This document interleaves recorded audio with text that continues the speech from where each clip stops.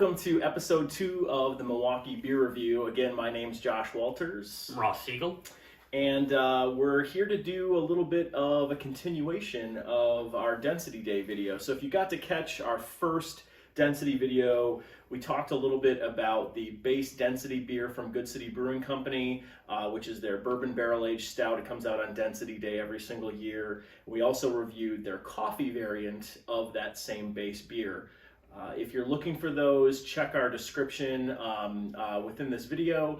Take a look back at that review and get a feel for what some of those base beers were before we dive into some of the variants that we want to try today.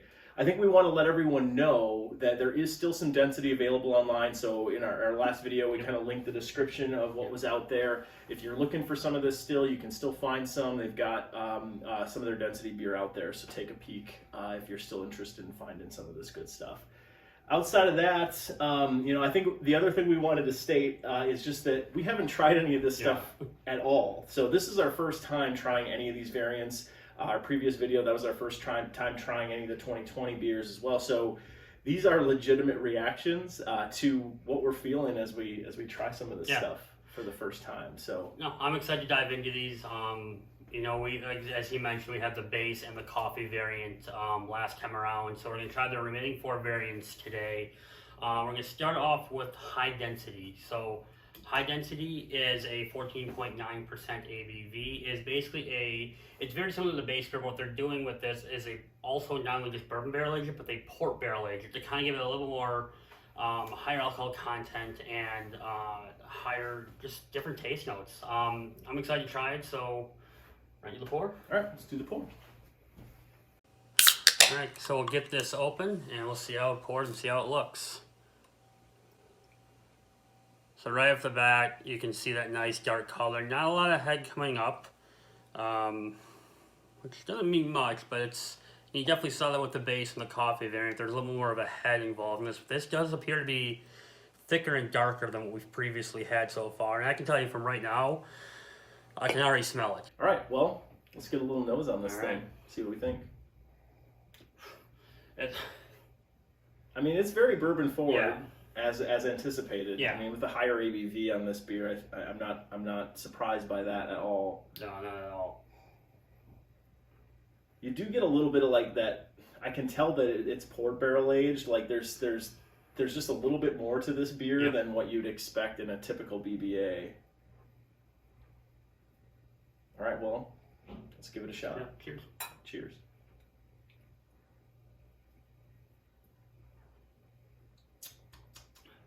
Oh, wow. The port barrel aging just adds a different character to the beer. Like, it actually overtakes the bourbon barrel. It's got a little sweetness taste towards the end and everything, and you do taste the bourbon, but it dials back really quick, and you get that nice port taste, and it sweetens this up as opposed to the base variant, which is really what this beer is with the port added on top, and it definitely adds an extra layer to it. The sweetness is interesting. Like, I wouldn't say that port barrel aged beers are my favorite or would be my go-to in most cases, but that sweetness on the end, I think it pulls out the other flavors, like that fudgy oak note, like you said, of the bourbon. Like, you get a lot more of that on the back end. Like, I don't taste a lot of it, and I don't get a lot of it on the nose, but I think on the back end is really where you get that extra bit of sweetness. From the port barrel aging. It's interesting stuff. It's definitely one you want to take your time drinking. It's not one you want to sit there and... This is a sipper. This is definitely a sipper, but it's very good. It's a much thicker taste than so far I think the 2 we've had to this point. Yes, agreed. Much darker in color. Even though you're going to see a pretty similar color throughout, this definitely has a darker tone to it than we've seen so far. Adds a uniqueness and a unique character to, I think, what that traditional base density was like. Awesome. I really like that. Yeah, that's very good. So if you were going out rating this, we have not looked at any of the Untapped reviews, so we're taking a kind of a little bit different direction on how we rate these and not looking at any of the reviews ahead of time. Where would you kind of put this on a 5-point scale? It's hard not to look at what we've had so far and kind of find out how we're going to compare it to what we've had within the Density series so far. I got this better than the base, not as good as the coffee though. I got this probably right there in the middle. I got about a 4.25, I would say. Yeah, I'm gonna probably put it at a 4. It's a great beer. It's not really my thing. That's more of a personal opinion, I think, than anything else. Like, I like the sweetness, but I think I prefer that, you know, that charred oak flavor a little bit more, and I think the port wine breaks through that a little bit more for me than what I would traditionally like. But it's still a really good beer. Like, that's not knocking this beer at all for me, but I'd put it around a 4. Yeah, no, that makes sense, and that port is a personal, 100% is a personal taste. I can tell you, I'm a big fan of port wine. I like that port taste in my beers. I think it adds a uniqueness that you don't get because it's not a common barrel aged process you see. You're seeing it more and more these days, but it's not something you see all the time. So I do like that uniqueness and that change of pace. Awesome. Well, I think we'll move on to the Manhattan, which is kind of an interesting iteration this year. I think this is the first year they've done it. I've never seen it. I haven't seen it before or heard of it. What's interesting about this is it's taking that high density, so that port barrel aging and bourbon barrel aging that they do with high, and then it's also, they actually worked with a bar in the Milwaukee area called Bitter Cube, and what they did was they kind of deconstructed, if you watch any of the cooking shows on like Food Network or whatever, you hear that all the time, the deconstructed whatever. But I think the reality here, what they did was they took kind of this concept of a Manhattan and they broke it down in some of those different components and flavors that you'd get in a stiff drink with a Manhattan, and put it into this version of density. So I'll give you honest, this is probably the one I'm most excited about. I've had a lot of old fashioned beers and beers that have the old fashioned tinge, and they're really good. I really enjoy them. I love Manhattan, so I'm really curious how this is going to taste and how this one's going to go down. So, all right, let's get this thing poured. Go. All right, so let's see how this looks. So I think you're going to see a very similar look and everything as we saw at the high density. I don't think you're going to see much different. Same real dark color. You know, the little head that does come up is that really nice tan caramel looking color, which again is very a common trait with those barrel-aged beers. I don't get the same initial smell from back here as I with high density, so it's a little bit masked from this distance. We'll see how this goes. All right, well, nice job on the pour there, sir. Thank you very much. Let's get a little nose on it. Whoa. You smell the spirits. You smell a little bit more of a cocktail. It's not a strong smell. I would say the high density and the coffee definitely have a much stronger smell, but you have that cocktail.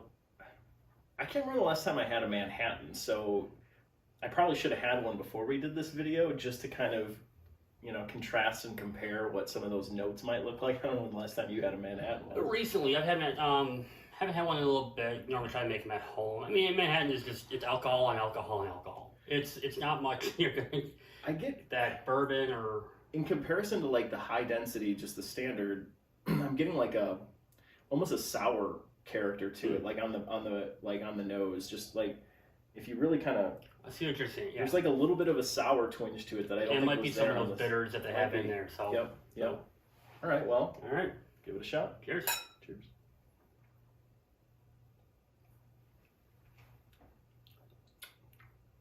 Ooh. I even get the sour on the back end, like I taste that. What I was smelling, I think, on the nose of this beer, I'm definitely getting on the back end, like those flavors that they pulled in. And they described it as botanicals that they put into the beer to kind of generate that Manhattan flavor. I'm definitely getting those. A much different finish than the base high density was. That's for sure. The flavors aren't as strong or as well documented throughout. I think to what we've had so far, it's a bit flat as it goes through. I taste what you're tasting. I see what you're saying, but I think my anticipation of this beer is maybe playing a role in how I'm tasting it. It's still good. It's just maybe not what I was fully expecting. Mm-hmm. Yeah, it's interesting. Like, it's definitely not a bad beer by any stretch of the imagination, but I don't know if this is one that I would come back to as, like, I've got to drink more of this. Yeah.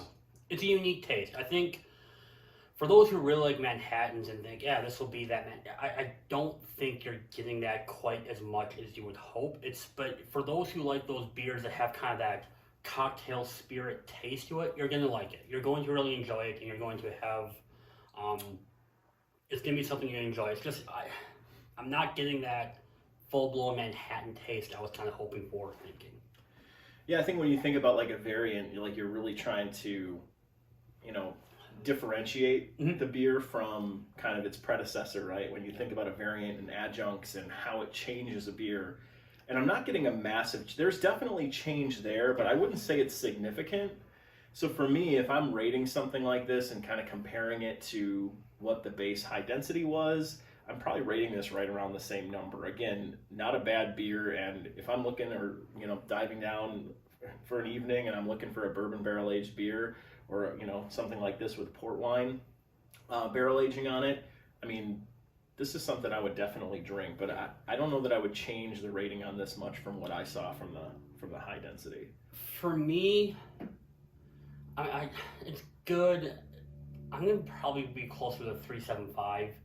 It's just, to me, it doesn't compare to what we've had so far, and that speaks volumes to what we've had so far, because this is a good beer and this is tasty, and I wouldn't turn it away. It's not one I would seek out, but it's not one I would turn away. It's a very good beer. I got a 3.75, which is still a very good ranking. Just so far lower compared to what we've had. I would fit this into. I'd be curious to hear from somebody from Good City if this fits in a kind of that experimental mode. Like, this is kind of a fun way to experiment with some of this stuff and see if you can kind of catch that like interesting, unique variant or adjunct into a beer. And I think honestly, for what it is, and I didn't come into this with as high of expectations as you did, so maybe that affects the rankings a little bit. I kind of expected something similar, so for me, that's where the 4 comes in, and I think for you, you were kind of hoping for a little bit of a lead. So it's a little unfair because I was expecting something. And again, to put a 3.75 or say like, oh, it's not a bad beer. It's a very good beer. It's very tasty. I just think we have to look at it compared to what we've had and where it stands so far. Clean the palate a little bit before we dive into these next couple. Yep. So you want to talk a little bit about our good friend Chocolate Density? Yeah, so Chocolate Density, which appears to be the rarest of the bunch so far. It looks like they made a pretty small batch of this. Of the different packages that they were releasing for this, there's only one of the packages they're able to get this beer. We figured we'd go from the higher ABV, more alcohol ones to some of the more dessert beers they have, so we'll start off with the chocolate. Yeah, I'm not even sure what happened. I'd be curious to hear. Yeah. I think it was kind of all of a sudden, it was a sudden change in the buying or in the purchasing process. Like, I noticed the day that I ordered these that all of a sudden the Chocolate Density availability shrunk. So I don't know if there was something else that went on there, but I'm happy to have some of the small that are there. So what we're looking at here, this is going to be the base density, and then it's mixed with some Madagascar and Mexican vanilla. Mexican vanilla beans, and they also have some Ghanaian cocoa nibs. Nice job. Well done. I was worried about that one. He was concerned about being able to pronounce that one today. So, as Josh kind of mentioned, this is very, very limited. Josh was able to get 2 cans on it. I do not believe this one is available anymore at the brewery. I don't think so. So we'll get into it and see how it is. Let's get it poured. Go.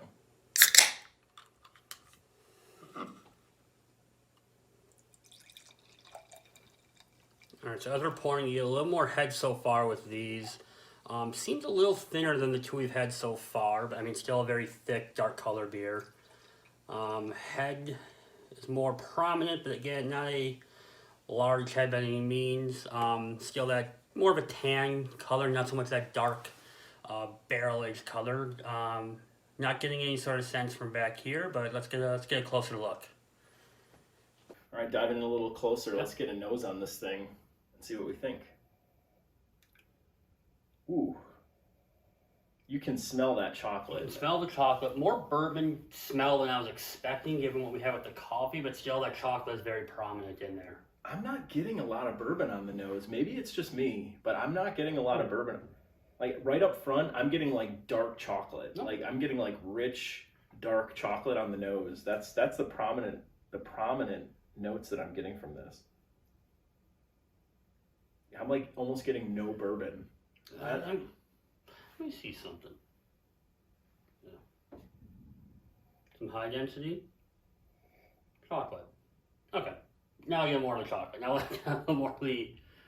I do smell it. I'm getting some of that bourbon though. I'm definitely taste some of that and not taste. Smell some of that. This is the one that I'm most excited about for whatever reason. All right. Chocolate in a bourbon barrel age is my thing. So here we go. All right, cheers. Cheers, buddy.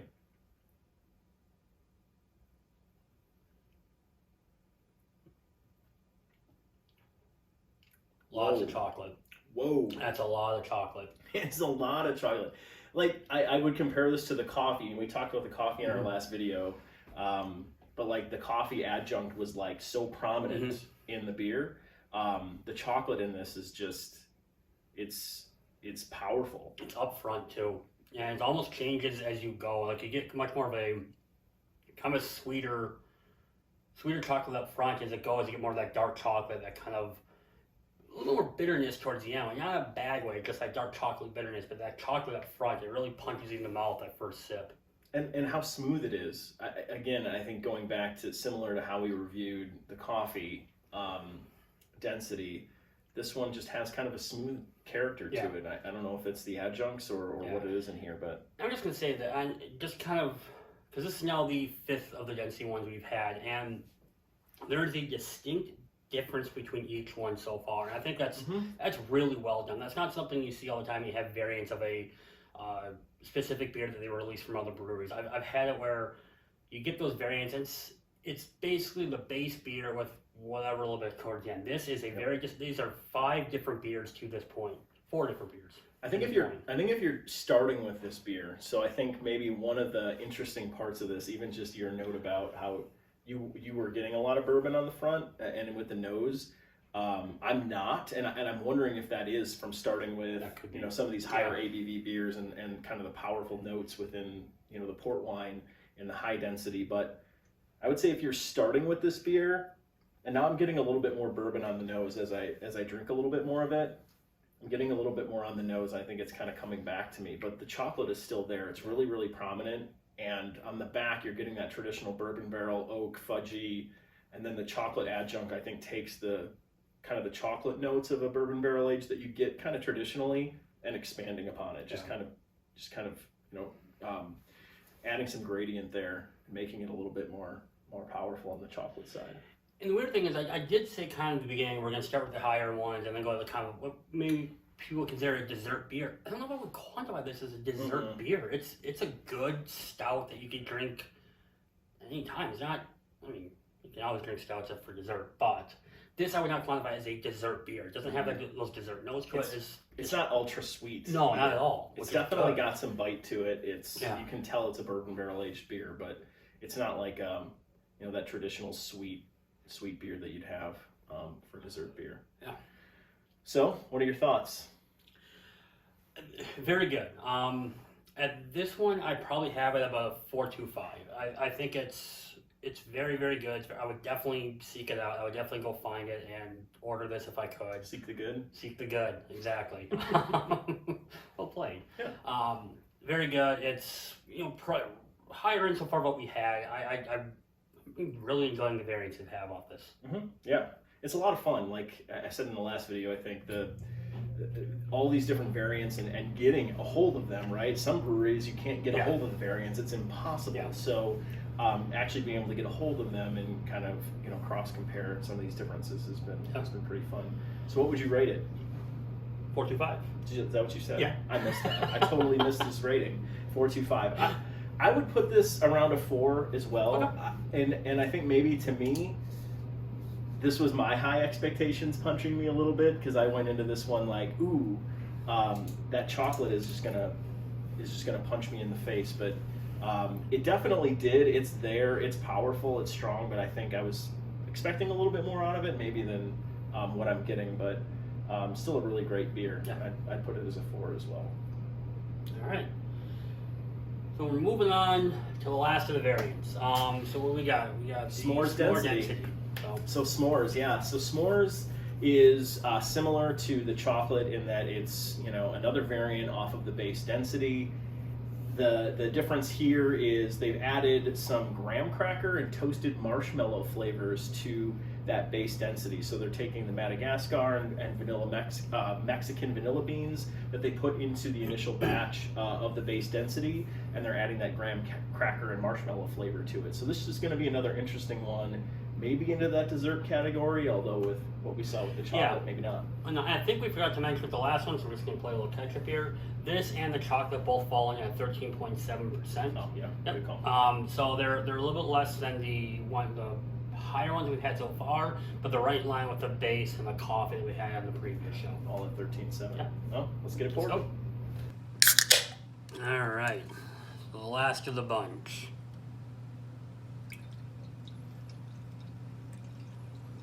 So very similar we saw with the chocolate. A little bit of head, kind of dissipates right away. Nice dark color. A little more of a darker head. When the little bit that is there, a little bit darker than the chocolate. I guess that's probably some of that graham and that toasty flavor. But otherwise, it's got that nice, again, that nice dark stout color that you're gonna see with all these beers. Dissipated a lot quicker. Absolutely, yeah. All right. Let's get a little nose on this thing. Whoa. It's like cinnamon. Like, I smell cinnamon. Yeah. So this, from the ones we've had so far, this is the strongest scent since the coffee. Easily. And the most distinct. I definitely do smell it. I exactly hear what you're saying. I feel like toasted graham. For sure, that like the cinnamon is like extremely prominent. Yeah. Like, and I don't know if that's intentional. I mean, cinnamon. If you think about, the nose on what cinnamon would smell like traditionally, I can totally see where you get graham cracker flavoring out of like cinnamon graham. That type of nose is definitely what's on this. Wow. I don't know if I had an expectation, but this was what I was expecting. No, not me either. That's why I was so shocked when I smelled this. Yeah. I mean, that could be great, though. I'm really excited to dive into this and see. All right, well, let's try it. Cheers. Cheers.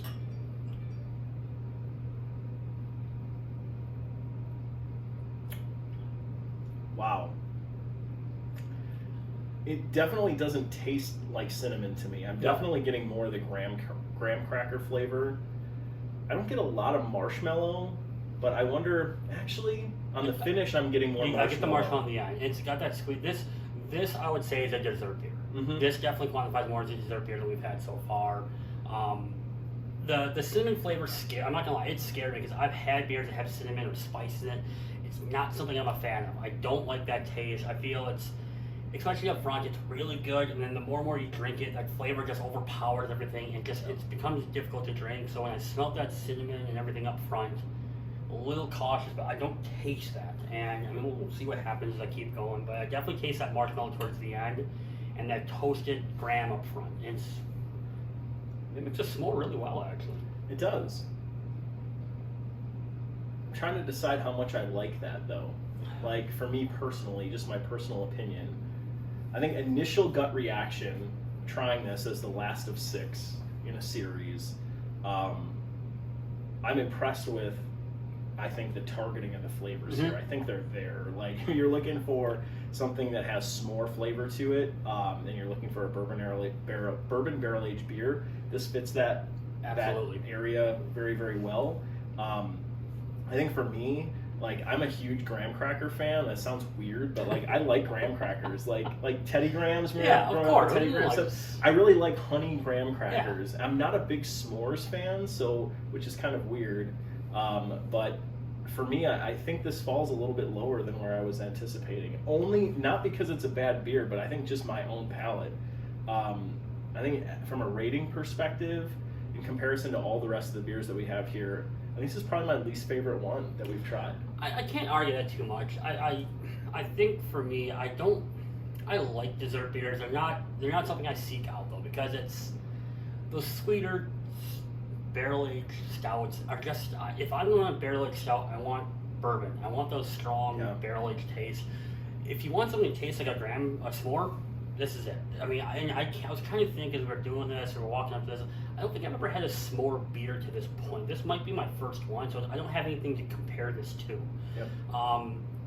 So basically, I'm comparing it to what we've had so far, and why I'm enjoying this, and I like this, and I would order one at the end of the night before my Lyft ride home. I don't know if it's a great beer. I'm not to say it's a bad beer, but I don't have it as high as maybe the ones we've had so far.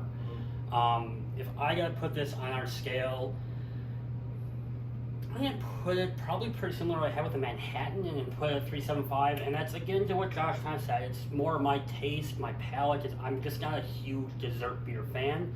However, to Good City's credit, they nailed the flavoring of a s'more. You taste the chocolate, you taste the marshmallow, you taste the graham. It's everything's there. If you want a s'more, this is it.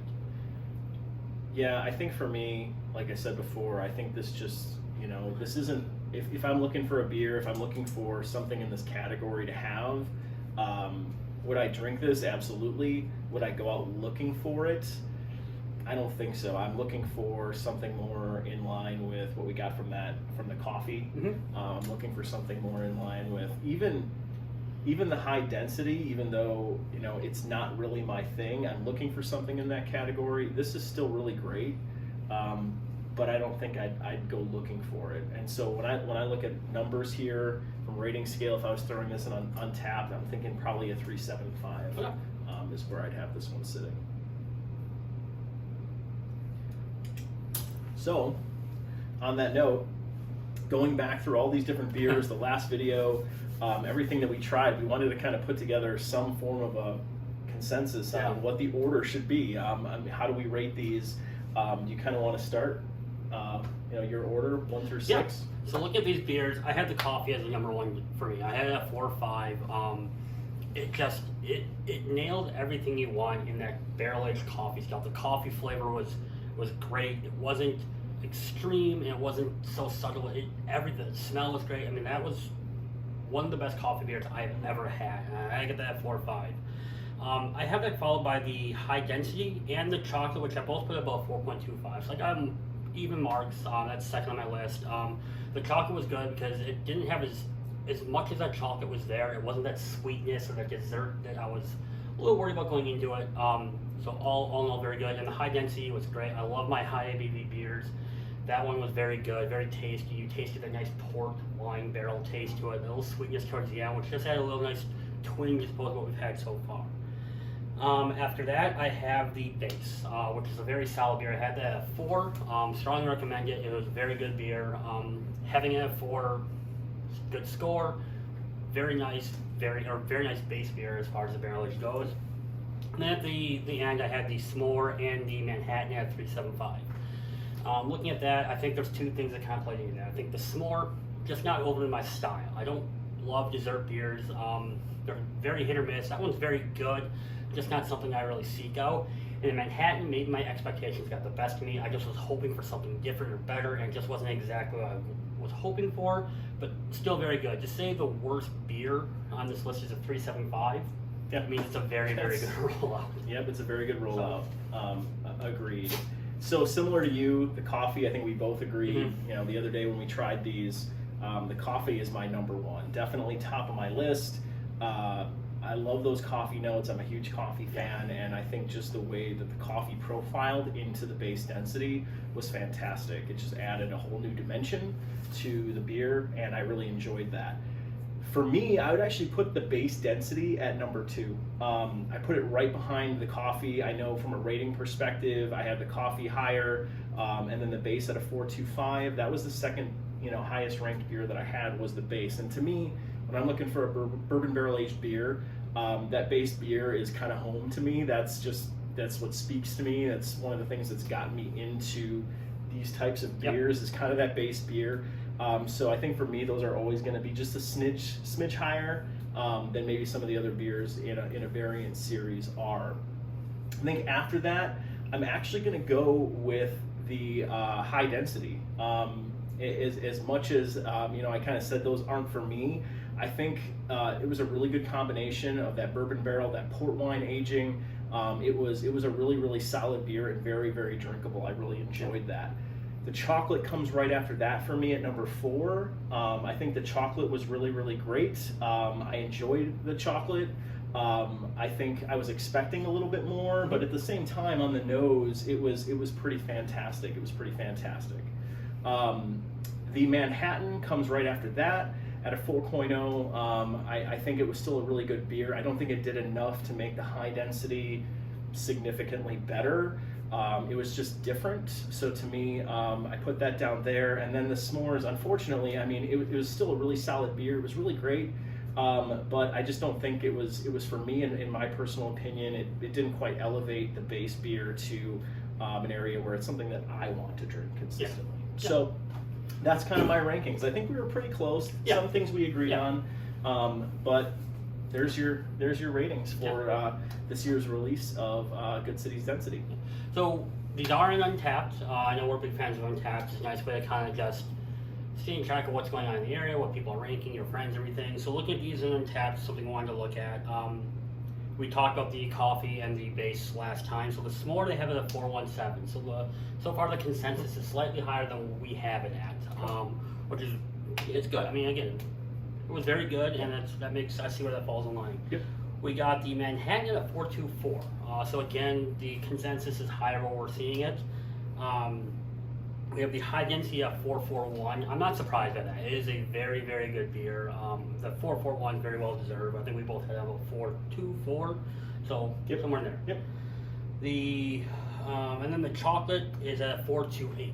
So again, right around where we had it. So we're pretty in line with what the consensus is so far seeing. And I think if you look at that and you see what we're saying, if you can find these beers, very good. I do not know. I did do some research. I tried to see if this could be something released at bars or liquor stores. I can't say I've seen it in years past at liquor stores. It doesn't mean they're not going to do it this year.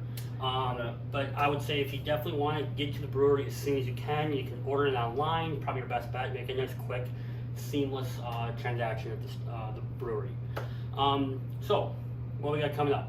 We do have a New Year's show coming up, which I'm really, really excited about. Yay, the end of 2020. Yeah. Excitement. So, I don't know if we talked about last time around, we have a resident Bucks fan and your Bulls fan here. So they do play New Year's Eve or New Year's night. So we figure we'd kind of play off that. We're going to do a little bit of a bourbon barrel age special with maybe a Chicago style, Milwaukee style. Fight to the death. Fight to the death. A little blind taste test to see who comes out ahead there. And then also we have, since the last time you saw us, we have created a Twitter page and Instagram, and we are on Facebook for both Twitter. For Twitter, it's at MKE Beer Review. Instagram, it's just MKE Beer Review, and same thing with Facebook. So definitely check us out there. Follow us on one or all of those platforms. Yeah, as always, like, comment, subscribe. We want to hear from you. If you're in the Milwaukee area and you've got some great ideas for beers, we want to hear them too, or breweries, things that we don't know about, definitely comment.